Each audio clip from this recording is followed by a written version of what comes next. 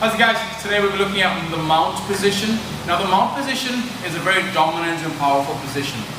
All two sectors, a defensive part which is the bottom mount and an offensive part which is the top mount.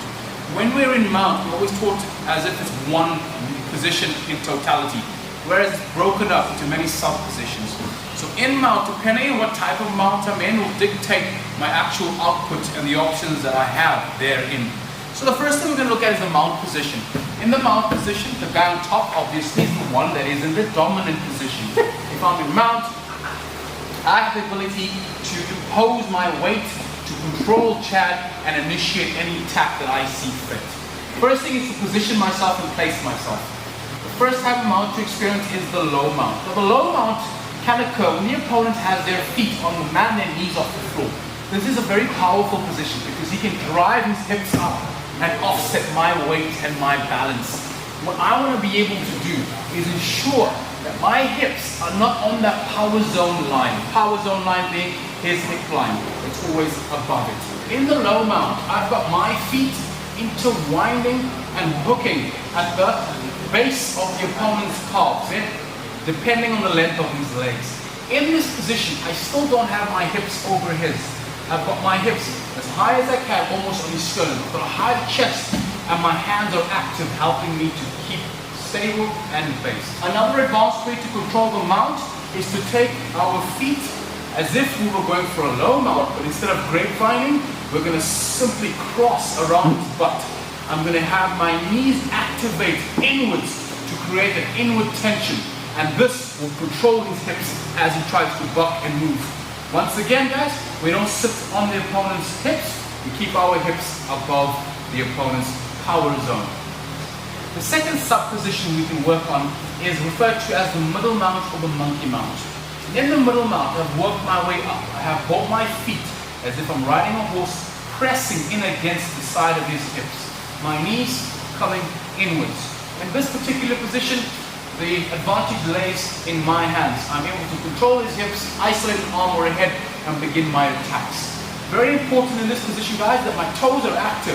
I don't have my foot on the floor with the back of my foot resting along the mat. I have my toes engaged and my feet riding the opponent's waist. Another thing to bear in mind, whenever you're in mount, your major problems are going to come from two parts. The guy's hips and the guy's hands. If he's able to freely move his hips and his hands, he can always push me into some sort of guard or offset my base and sweep me. So wherever we can, we always want to destabilize and control the hips as well as put as much resistance as we can on the opponent's hands. Hand fighting in this position, controlling the wrists and continually diverting or making it as difficult as possible for the opponent to place a hand on your hip, frame and move is a very important tool to maintain the top position. Another position in the mount position is the high mount. Now the high mount position is when my knees come all the way under the opponent's armpits. Once again, my toes are engaged, my knees are in. I can use my chest in this position to level the opponent's head onto the mat, making it harder for him to be able to get up or move. So my chest up against his face and almost roller pinning it to one side, making his movement far more difficult. The high mount is an attacking position. We're generally going for arm bars, arm triangles and triangles from that particular position. Another position within the mount is our S mount.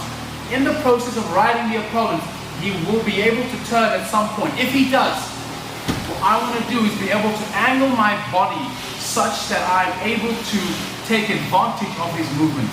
Traditional S mounts were very perpendicular.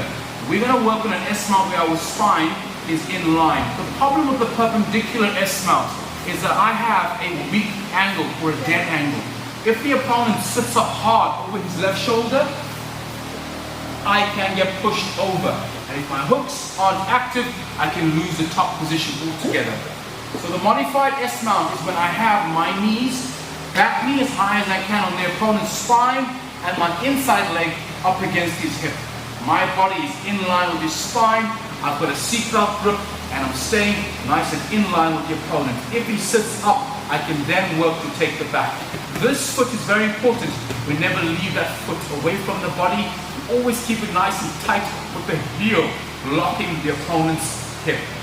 A final variation of that mount control, guys, is a dynamic one, whereby I use my knees on the inside of their chest whilst controlling the opponent's hands to control their body. This is generally activated when the guy is very explosive and has managed to get my hips off his body.